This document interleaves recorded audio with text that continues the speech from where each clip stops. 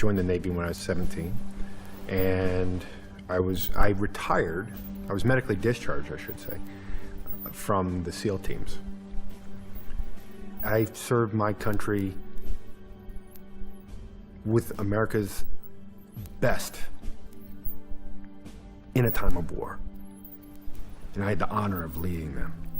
But I did lose, you know, my swim buddy, which is the guy you go through SEAL training with. And that gave me a survivor's guilt that I can't begin to describe.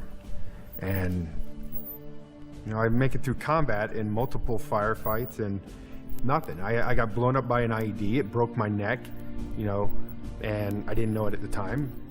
But I lived with that for like 5 years, make it through all of that. And I come back and they almost kill me with pills. The almost inevitable result of a psychiatric diagnosis is a prescription for a psychiatric drug. There's very little else psychiatrists do, and they've been prescribing a lot. From 2005 to 2011, the U.S. Department of Defense increased its prescriptions of psychiatric drugs by nearly 7 times. That's over 30 times faster than civilians. The drug push is no different for veterans. Depression is a disease. We get this guy from the Veterans, I think the Veterans Administration or something like that. And he's basically telling you, if you are depressed, if you do something erratic, it's a disease. I mean, this guy's literally the loudest guy in the entire briefing. You know, very just in your face about it. And he's just basically saying, you know, if you're doing anything other than what you normally do, you have a disease and you need to be put on the system, you need drugs. We can control it with medication. And then right after that, they're gonna get prescribed whatever drug the psychiatrist seems fit rather than just being able to talk to somebody. No therapy, no lifestyle change. It's a straight line of how they educate these doctors in pharmacology, a symptom to a drug. Psychiatrists have no real idea of what their drugs are doing to the human body. But when it comes to handing them out, that hardly matters. My older brother got out of the Marine Corps, like I said, about a year ago. And when he went to the VA hospital to make his disability claim and talked to him, he told him that he had trouble sleeping. And he didn't tell me what they gave him, but he basically said they gave him a big bag of happy pills. So I came home on R&R from Iraq and got severely depressed. And they went and told me to go see Don-based psychologist, which then they prescribed me meds. He basically told me what was wrong with me and prescribed me with Zoloft, and that was pretty much it. I've been on Ambien, Seroquel, Paxil. That was one of the big ones. A very dangerous drug that I just think is very harmful, called Abilify.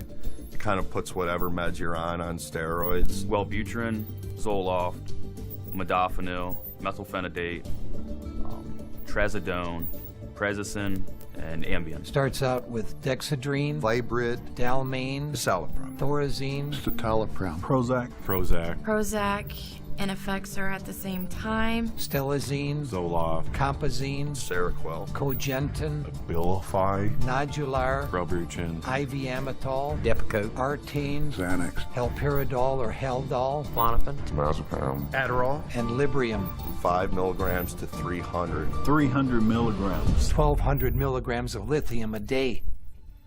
Most individuals who would be given these drugs have no clue what the drug is, really, or what it can do to the mind, really.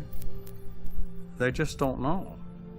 So it's a blind date, and and sometimes it turns out to be kind of an ugly one. The drugging of the military is off the charts, especially in the United States.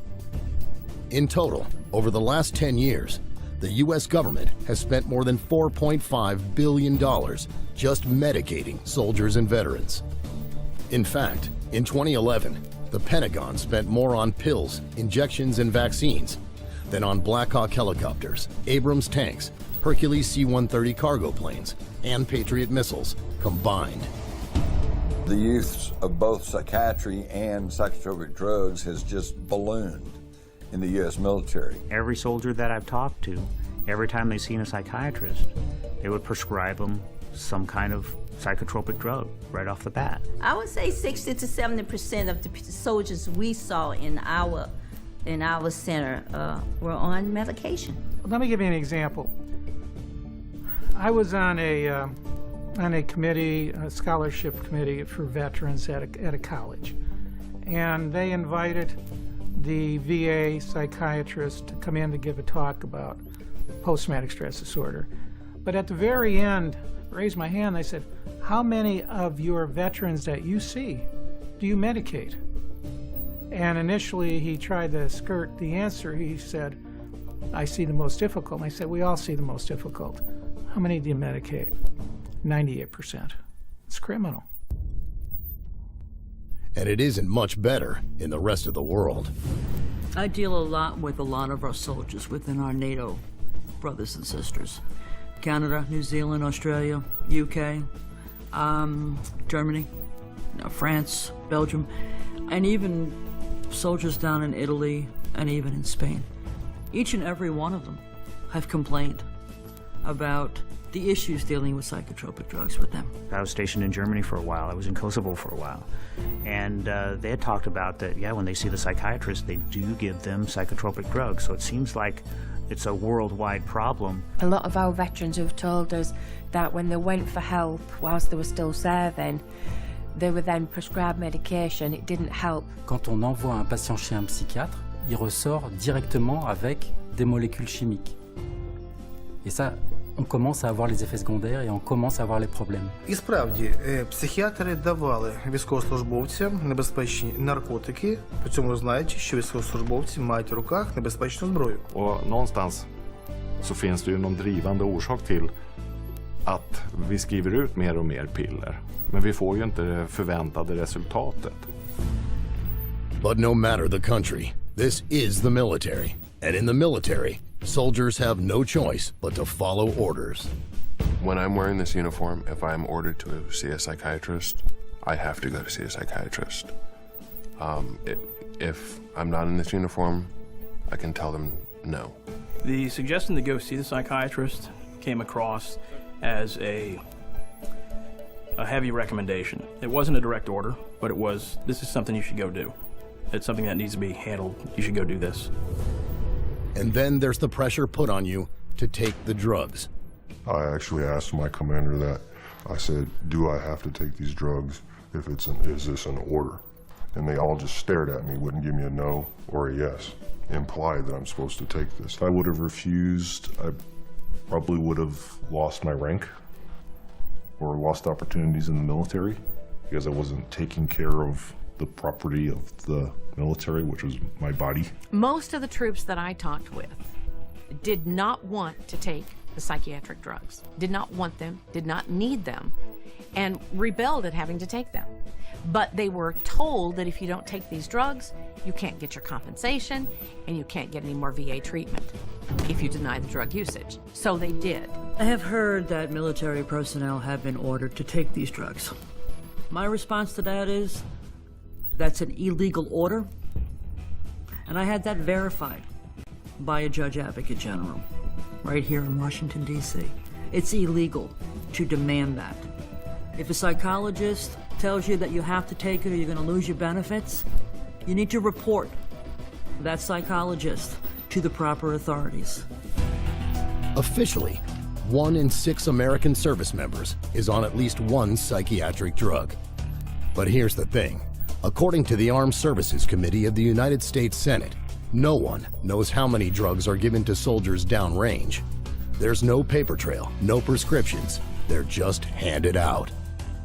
Fact is, the amount of psychiatric drugging in the military is probably much, much higher.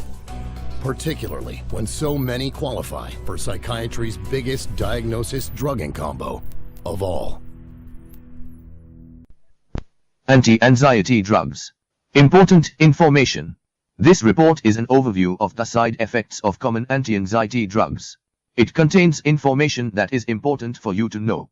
Courts have determined that informed consent for people who receive prescriptions for psychotropic, mood-altering drugs must include the doctor providing information about possible side effects and benefits, ways to treat side effects, and risks of other conditions, as well as information about alternative treatments. Yet very often, psychiatrists ignore these requirements. If you are taking these drugs, do not stop taking them based on what you listen to now. You could suffer serious withdrawal symptoms. You should seek the advice and help of a competent medical doctor or practitioner before trying to come off any psychiatric drug. This is very important.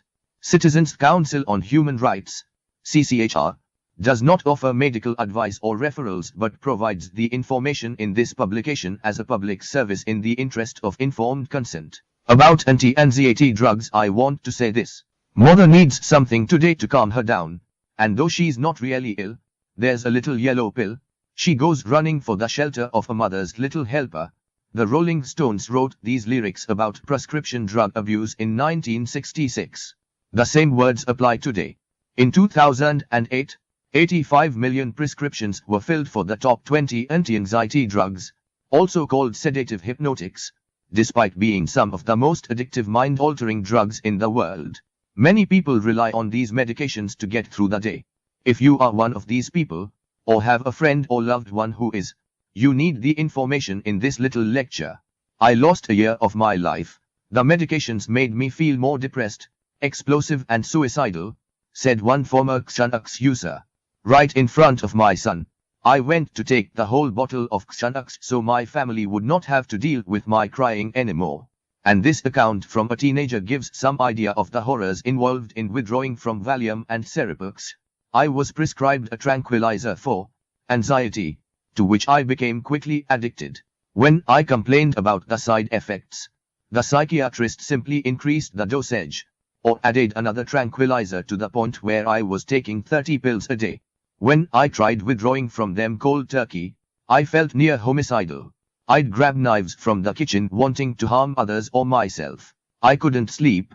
I thought I was dying. When my general practitioner found out, he informed me that getting off these was more dangerous than withdrawing from street drugs. He slowly weaned me off the drugs. It was 6 months of hell. Psychiatrists rarely tell you that you can become addicted to anti-anxiety drugs in as few as 14 days of regular use. They also don't tell you that withdrawal from these drugs is more prolonged and often more difficult than withdrawal from heroin. Typical withdrawal symptoms from anti-anxiety drugs include depression, sweating, cramps, nausea, psychotic reactions and seizures. There is also a significant danger of overdose. From 2004 to 2005, overdoses in the US involving a type of anti-anxiety drug called benzodiazepines rose 19%. British coroner's reports showed each year these drugs contribute to unnatural death more frequently than cocaine, heroin, ecstasy and all other illegal drugs. Unlike medical drugs, which commonly may prevent or cure disease or improve health, psychiatric drugs are only designed to suppress symptoms that return once the drug wears off.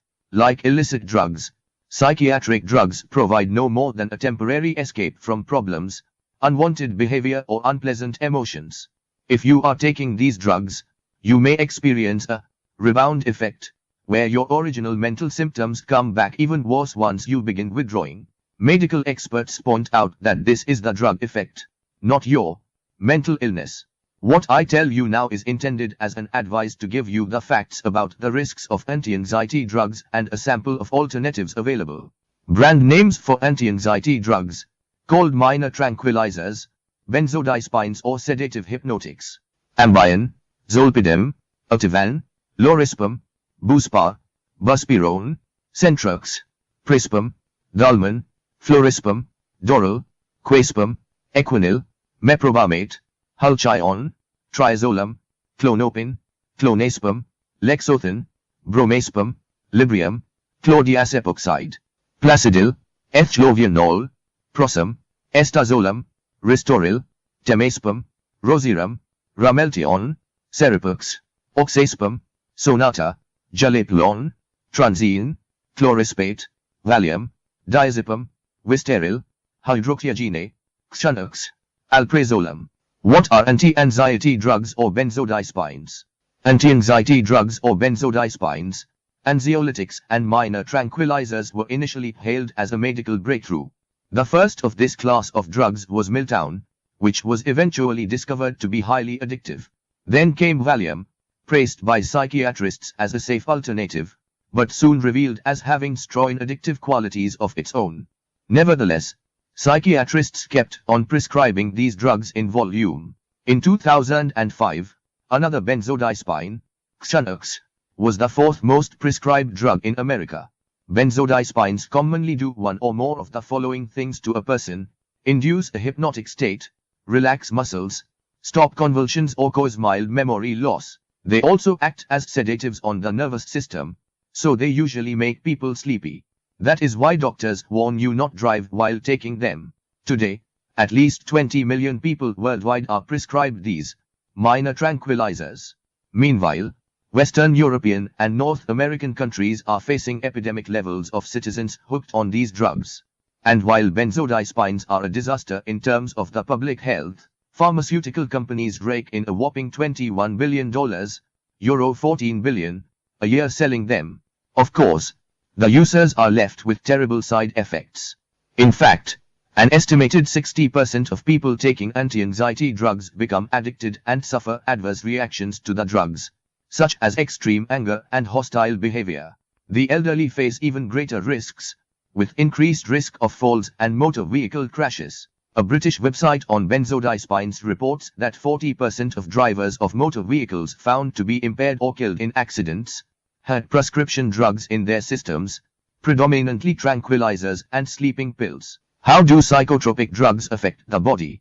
Your body consists of chemical compounds obtained from food, sunlight, the air you breathe and the water you drink. There are millions of chemical reactions that are constantly occurring. Putting a foreign substance such as a psychotropic drug into your body disrupts the body's normal biochemistry. Sometimes this disruption creates a false and temporary feeling of euphoria, being high, short-lived bursts of increased energy or an abnormal sense of heightened alertness. However, it is not natural to feel like this. The feeling does not last and addiction can result. These drugs work by influencing the normal functions of the body. They speed them up, slow them down, damp them up or overwhelm them. This is why you get side effects with psychiatric drugs. But do not think that these drugs heal anything. They are intended to cover up or mask your problems. Meanwhile, they tend to wear out your body. Like a car run on rocket fuel, you may be able to get it to run 1,000 miles an hour to the end of the block, but the tires, the engine and the internal parts fly apart in doing so. Side effects can sometimes be more pronounced than a drug's intended effects. They are, in fact, the body's natural response to the invasion of a chemical that is confusing its normal functions. Drugs mask the problem, they don't solve the cause. What about those who say psychotropic drugs really do make them feel better? That for them, these are life-saving medications, whose benefits exceed their risks. Are psychotropics actually safe and effective for them? What ends up happening, says Dr. Beth McDougall, a health center medical director, is that someone feels good for a while and then very often they have to have their dose increased. And then they feel good for a while and then they might have to have it increased again, or maybe they'll switch agents. So it's that kind of a story, if you are not actually getting to the root of what's going on. The side effects of benzodiazepines: insomnia, lightheadedness, involuntary movement, anxiety, fatigue and tiredness, nausea, vomiting, diarrhea, irritability, dizziness, weakness, unsteadiness, drowsiness, loss of muscular coordination, headache, muscular pain, slurred speech, confusion and disorientation, depression, impaired thinking and judgment, memory loss, forgetfulness, stomach upset, blurred or double vision. Long-term side effects. Long-term benzodiazepine users are often depressed. Higher doses increase the risk of both depressive symptoms and suicidal thoughts and feelings. Benzodiazepines can also cause emotional blunting or numbness. The medication relieves the anxiety, but it also blocks feelings of pleasure or pain. More rare side effects include mania, hostility and rage, aggressive or impulsive behavior, and hallucinations. Withdrawal warning: if you abruptly stop taking benzodiazepines, you may experience severe withdrawal symptoms. These include increased anxiety, insomnia, confusion, pounding heart, sweating and shaking. Pregnancy warning: health authorities warn they may not be safe for pregnancy during the first 3 months since some studies have suggested an increased risk of birth defects.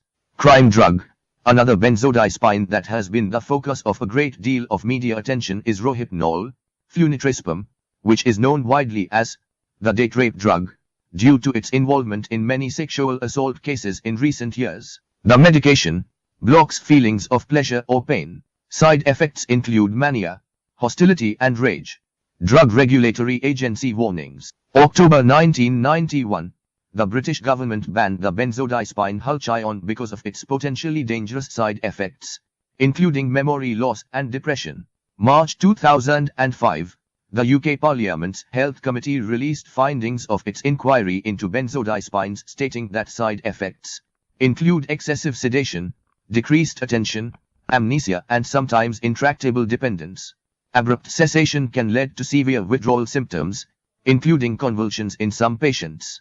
February 2008, the US Food and Drug Administration added a warning to the Halchion label that it could cause sleep driving and other complex behaviors such as tolerance withdrawal phenomena. February 2008, the Australian Therapeutic Goods Administration imposed a boxed warning in the product information documents for medicines containing zolpidem, a sedative hypnotic, following reports of bizarre and sometimes dangerous sleep-related behaviors such as sleepwalking and sleep driving. May 2008, the FDA added a warning to Ambien that abnormal thinking and behavioral changes such as sleep driving can occur, as well as other adverse reactions, including fatigue, nausea, vomiting, upper respiratory infections and more. Psychiatric disorders versus medical diseases. There is no question that people do experience problems and upsets in life that may result in mental troubles, sometimes very serious. But to say that these are medical diseases, or caused by a chemical imbalance that can only be treated with dangerous drugs is dishonest, harmful and often deadly. What psychiatric drugs do instead is mask the real cause of problems, often denying you the opportunity to search for workable, effective solutions. It is important to understand that there is a big difference between medical disease and psychiatric disorders. In medicine, a condition is only labeled a disease after it has met strict standards. You have to isolate a predictable group of symptoms, be able to locate the cause of the symptoms or see how they function. This must all be proven and established by a physical test such as a blood test or X-ray. In psychiatry, there are no lab tests to identify their disorders. Their drugs treat symptoms. For example, a patient might have symptoms such as chills or a fever. In medicine, tests would be done to find out what physically observable disease is causing them, such as malaria or typhoid. Psychiatrists, on the other hand, do not look for the root cause, and instead prescribe a drug that suppresses the symptoms. Meanwhile, the cause of the problem is not being treated and may worsen. To appear more scientific, psychiatrists claim that their disorders come from a chemical imbalance in the brain. This claim has never been proven true, since there are no tests to assess the chemical status of a living person's brain or how to determine what a correct chemical balance looks like.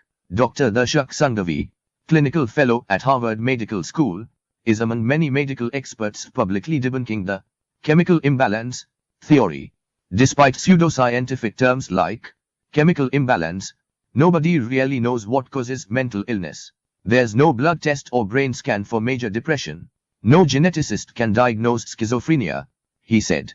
The World Psychiatric Association and the US National Institute of Mental Health even admit that psychiatrists do not know the causes or cures for any mental disorder or what their treatments, usually drugs, specifically do to the patient.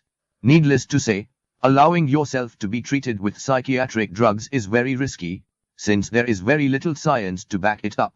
The solution: you have the right to be informed. Mental problems can be resolved, and thankfully so. Unfortunately, psychiatrists will most often tell you that your emotional problem or mental distress is incurable, and that you must take their drugs to manage it, often for the rest of your life. Psychiatrists routinely do not inform patients of non-drug treatments, nor do they conduct thorough medical examinations to rule out an untreated medical condition that may be causing the mental disturbance. But according to the California Department of Mental Health Medical Evaluation Field Manual, mental health professionals working within a mental health system have a professional and a legal obligation to recognize the presence of physical disease in their patients. Physical diseases may cause a patient's mental disorder, or may worsen a mental disorder. There are far too many workable alternatives to psychiatric drugging to list them all here. Citizens Council on Human Rights.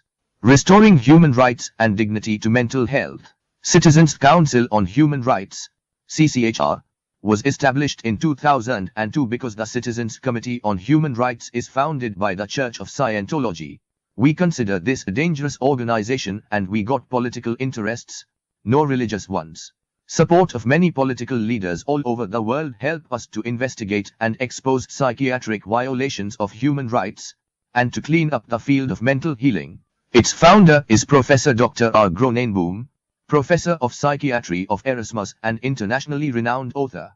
Today, CCHR comprises a network of 250 psychiatric scandals solved in 34 countries. Its board of advisors, called council members and council informers, includes doctors, lawyers, educators, artists, businessmen, and civil and human rights representatives and outstanding politicians.